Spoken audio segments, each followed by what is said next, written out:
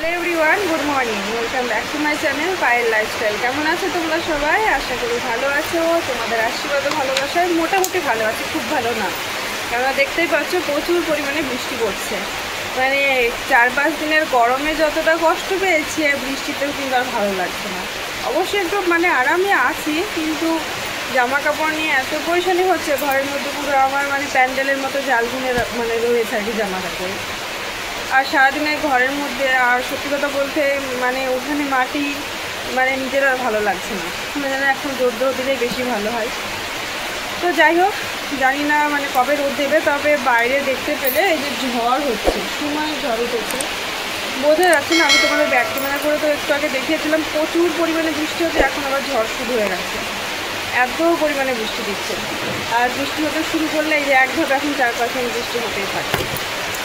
তো এখন 7টা বাজে, ঘুম থেকে উঠেছি অনেকক্ষণ আগে, 6:30 7 এরকম আমি ঘুম থেকে উঠেছি। ঘরের কোনো কাজে হাত লাগাইনি। তো কী কাজ করবো ভেবে পাচ্ছি না। জামা কাপড়টা আগে ধুয়ে নিয়েছি, তো ঘরে মেলে দিয়েছি। আর এখন ঘর ঝাড় দেওয়া, মোছা, রাতের বাসনে কিছু জমে আছে, কালকে শরীরটা খুব খারাপ ছিল। আর তারপরে হচ্ছে কিচেনের কোটো কাটার অবস্থা খারাপ। এই যে দেখতে পাচ্ছ কোটো কাটাগুলো আমি এইভাবে সাজিয়ে রেখেছি। তো সব পরিষ্কার পরিচ্ছন্ন করবো আজকে ভাবছি। সব প্যাকেটে প্যাকেটে হয়ে ঝুলছে। আর এখানে তো বেশি রকম কোটো কাটা কেনাও হয়নি।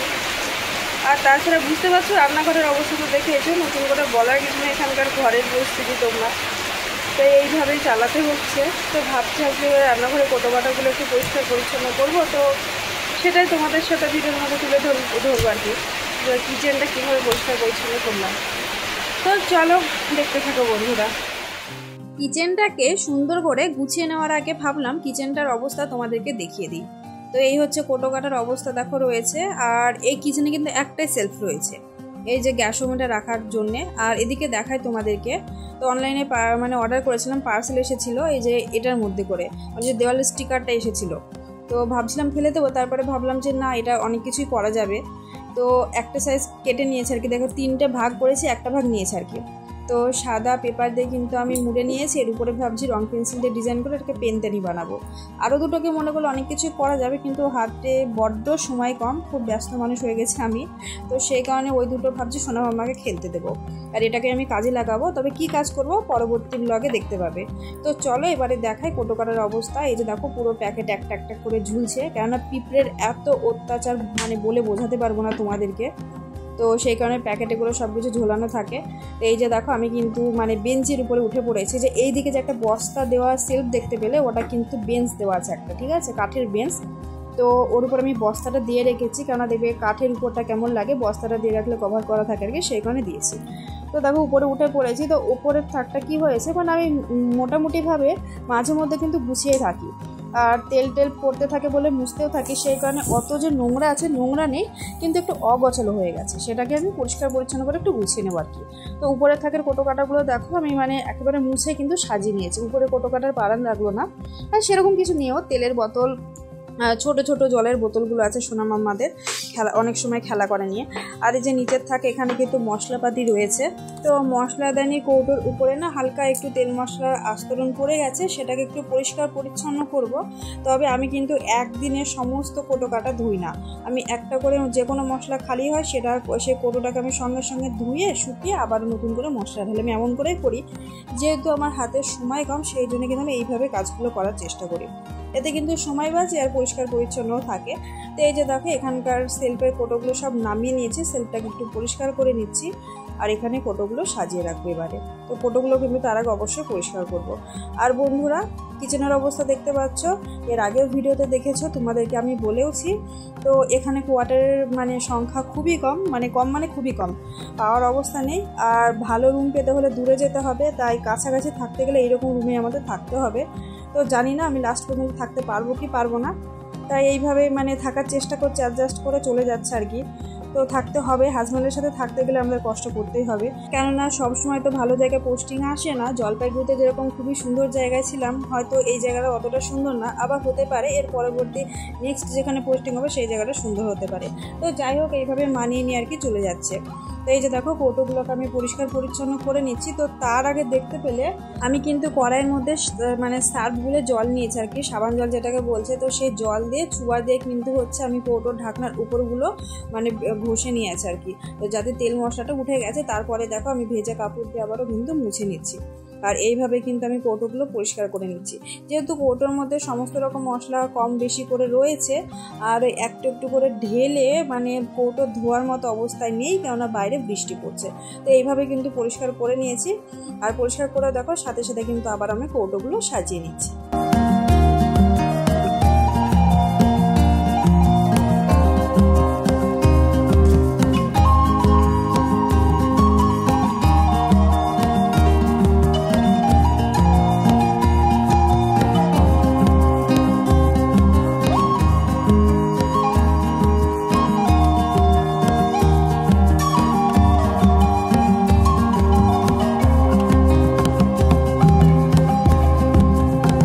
বন্ধুরা, উপরে যে ছোট ছোট সেলফগুলো রয়েছে সেই সেলফগুলো কিন্তু আমি কমপ্লিট করে নিয়েছি, গুছিয়ে নেওয়া হয়ে গেছে। এখন এই যে নিচের সেলফে যে কৌটো কাঁটাগুলো সাজিয়ে রাখা ছিল সেগুলো কিন্তু আমি গুছিয়ে নেব। তো এখানকার কৌটো কাঁটাগুলো কিন্তু সমস্ত পরিষ্কার পরিচ্ছন্ন রয়েছে, কেননা মাঝে মধ্যে আমি পরিষ্কার করতে থাকি, যেহেতু রান্না করে তেল মশলা পরে অনেক সময় ঢেকেও রাখি, তো সেই কারণে কৌটোগুলো পরিষ্কার থাকে। তো জায়গাটাকে একটু ভেজা কাপড় দিয়ে মুছে নিয়েছি। এরপর দেখো কৌটোগুলোকে আরও একবার ভেজা কাপড় দিয়ে উপরগুলো মুছে দিচ্ছি। তো এক এক করে কিন্তু সাজিয়ে নেব। আর রান্নাঘরে সত্যি কথা বলতে তেমন কিছু নেই, জাস্ট এই সেলফটা রয়েছে, এখানে কৌটো কাঁটাগুলো রাখা থাকে। আর নিচে একটা থাক করা রয়েছে, সেখানে কিন্তু সবজি বা ক্যান্টিন থেকে যেসব প্যাকেটের জিনিস কেনা হয় সেগুলো কিন্তু একটা গামলার মধ্যে করে রাখা থাকে। তো এখানে কিন্তু তেমনটা খুব একটা জিনিসপত্র নেই, তোমরা সেটা দেখতে পেয়েছো। তো যাই হোক, এই নিয়েই কিন্তু দিনগুলো কাটাচ্ছি আর চলেও যাচ্ছে। তো জলপাইগুড়িতে থাকতে তোমরা দেখেছিলে ওখানে কিন্তু ফ্রিজ ছিল আমার, আর কিচেনে অনেক জিনিস ছিল, কিচেনটা খুব সুন্দর ছিল। তো এখানে সত্যি কথা বলতে কোনো কিছু আমি আনিও নি, ওখানেই সব ছেড়ে এসেছি। আর এখানেও তেমন কিছু নেই, এইভাবেই চালাচ্ছে আর কি। তো এইভাবে চালিয়ে নেবার। ওই যে ঝুড়িটা দেখতে পেলে, ঝুড়িটার মধ্যে কিন্তু অনেক কিছু রয়েছে প্যাকেটে প্যাকেটে বাঁধা। তো কি কি রয়েছে সেগুলো তোমাদেরকে একটু পরে দেখাচ্ছি। আর এদিকে দেখো তোমাদের সাথে কথা বলতে বলতে কিন্তু আমার কৌটো কাঁটাগুলো সমস্ত কিন্তু পরিষ্কার করে গুছিয়ে নিলাম। আর বাইরে বৃষ্টি পড়ছে, তো ডেলি ডেলি কি আর কাজ করব, সেরকম কোনো কাজ নেই, আবার কাজ করতেও যেন ইচ্ছে করছে না, মানে কেমন একটা যাচ্ছে দিনগুলো, সত্যি কথা বলতে মানে ভালো লাগছে না। তো ভাবলাম আজকে রান্নাঘরটা পরিষ্কার পরিচ্ছন্ন করি, আর ডেলি কি ভিডিও দেবো সেটাও ভাবি। তো এটাই ভাবলাম যে যেহেতু আমি রান্নাঘরটা পরিষ্কার করছি তোমাদের সাথে এটাই শেয়ার করি। আর এই যে কোটোটা দেখতে পেলে পনির ছিল, পনিরের ডিব্বা এটা। তো এই ডিব্বার মধ্যে দেখো আমি কিন্তু চামচ ছুরি এগুলো রেখে দিলাম, মানে এটা আমার এটা এইভাবেই কাজে লাগবে, এটা কিন্তু আমি ফেলবো না। আর আমি কিন্তু এইসব জিনিসপত্র এভাবেই কাজে লাগাই। আর এই যে ভাঁড়গুলো দেখতে পাচ্ছ, দুটো কিন্তু দইয়ের ভাঁড়, একটা ছোট একটা বড়। এই ভাঁড়গুলো কিন্তু আমি ফেলিনি, এই ভাঁড়গুলোকে আমি কিন্তু ফেব্রিকের কাজ করবো। আর ফেব্রিকের কাজ করলে দেখতে খুব সুন্দর লাগবে, মানে ঘরে সাজিয়ে রাখা যাবে আর কি। আমার খুব ভালো লাগে এই সমস্ত কাজ করতে, জানি না কবে সময় হবে সেদিন করে নেব। আর চলো ঝুড়িটার মধ্যে কি কি আছে দেখা। এই যে দেখো প্যাকেটের মধ্যে ওটা পোহা ছিল, নিউট্রেট ছিল। আর এই যে প্যাকেটের মধ্যে একটা বিস্কুটের প্যাকেট রয়েছে, ছোট বিস্কুট। তো সোনা মামাকে নিয়ে মাঝে মধ্যে মিটিংয়ে যেতে হয়, তোমরা দেখতেই পাও। এবার সেখানে গিয়ে ওদের খেতে পাই, সেই জন্য ছোটো ছোটো বিস্কুটের প্যাকেটগুলো কিন্তু এনে রাখা হয়। এর মধ্যে আরও অন্যান্য ছোটো ছোটো প্যাকেট রয়েছে, মানে যে পিঁপড়ের অত্যাচার না, তাই সব বেশিরভাগ জিনিস না ডবল ডবল করে প্যাকেটের মধ্যে বেঁধে রাখতে হয় পিঁপড়ের জন্য আর কি। তো তারপরে এই যে ঝুড়ির মধ্যে কয়েকটা ফাইবারের প্লেট ছিল, তো ঝুড়িটাকে ভাবছি আরও একবার সুন্দর করে গুছিয়ে নিই।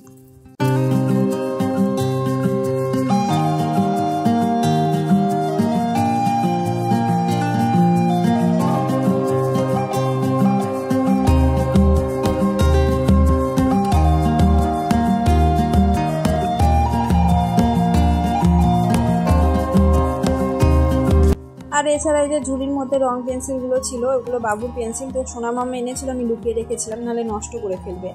আর এই যে এর মধ্যে না ঘুগনি মটর আনা রয়েছে, তো কালকে কি পরশু দিন এনেছে, মানে কোটোতে ঢালা হয়েছিল না, কোটোটা কিন্তু ধুয়েই রেখেছিলাম, কালকে শুকিয়েছে। তো দেখো আজকে কিন্তু ঢেলে নিলাম। আর তোমাদেরকে আমি বলেছি যে একটা একটা কোটো খালি হলে আমি কিন্তু ধুয়ে নিই সাথে সাথে। আর এই প্যাকেটে দেখো শুকনো লঙ্কা, এই লঙ্কাগুলো না সব খারাপ হয়ে গেছে, মানে ভিতরে না সাদা সাদা হয়ে গেছে বর্ষার জন্য। তো এক প্যাকেট লঙ্কা কিন্তু আমাকে ফেলে দিতে হবে। মানে এখানে কোনো জিনিস এসে এনেও কিন্তু আর কি শান্তি নেই। তো যাই হোক, ওদিকে মোটামুটি আমার ওই সেলফটা কিন্তু গুছিয়ে নিয়েছি। এবারে দেখো এদিকে গ্যাস ওভেনের সেলফটা পরিষ্কার করে নিচ্ছি। আর এরপরে কিন্তু অনেকগুলো বাসন জমেছে, ছোট ছোট মানে অনেকগুলো ডিব্বাও হয়ে গেছে, সেগুলো এখন ধুয়ে নেব।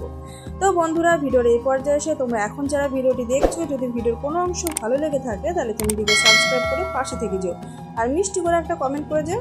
সেই কমেন্টের মাধ্যমে চলে যাব তোমাদের পরিবারে। সাধারণ ভিউয়ার্স, ইউটিউব ফ্যামিলি ফ্রেন্ডস সকলকে অসংখ্য ধন্যবাদ ডেইলি আমাকে সাপোর্ট করার জন্য, আমার পাশে থাকার জন্য। এইভাবে আমাকে সাপোর্ট করে আমার পাশে থেকো, যাতে সামনের পথে খুব তাড়াতাড়ি এগিয়ে যেতে পারি।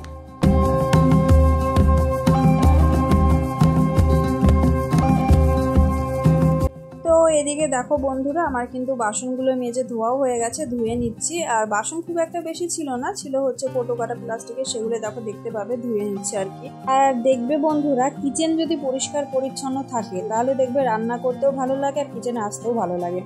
কেননা আমাদের মেয়েদের বেশিরভাগ সময়টা কিন্তু কিচেনে কেটে যায়, তাই পরিষ্কার পরিচ্ছন্ন থাকাটা কিন্তু ভীষণ দরকার।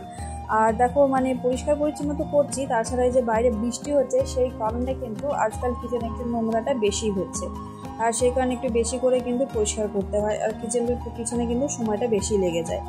তো যাই হোক, এদিকে দেখো আমি দইয়ের ভাঁড়গুলো কিন্তু ধুয়ে নিয়েছি, কেননা ওই ভাঁড়ের মধ্যে দেখছি কালো কালো কেমন একটা দাগ পড়ে গেছে, তাই আবারও পরিষ্কার করে নিলাম। আর রৌদ্র হলে ভাবছি একদিন রৌদ্রতে ভালোভাবে শুকিয়ে নেব।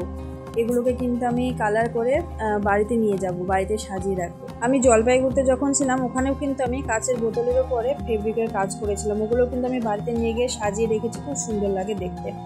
তো কাদের মনে আছে জানি না, বা কারা দেখেছো। তো যাই হোক, ওদিকে দেখো থালা বাসন সমস্ত কিছু ধুয়ে নিয়েছি, আর তেজপাতাও ধুয়েছি, সেটা তোমাদের পরে দেখাচ্ছি।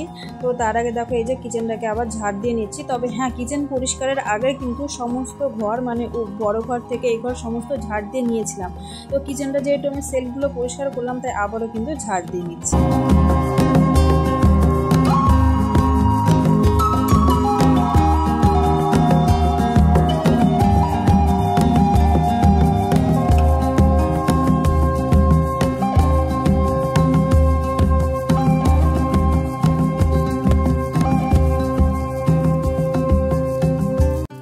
এরপরে দেখো বন্ধুরা, কিচেনটাকে কিন্তু মুছেও নিচ্ছি। আর কিচেনে দেখতে পাচ্ছি একটা কাঁঠাল রয়েছে, দেখতে পাচ্ছ কিনা জানি না, একদম লাস্টের দিকে রয়েছে কোনার মধ্যে, কাঁঠালটা কিন্তু পেকে গেছে।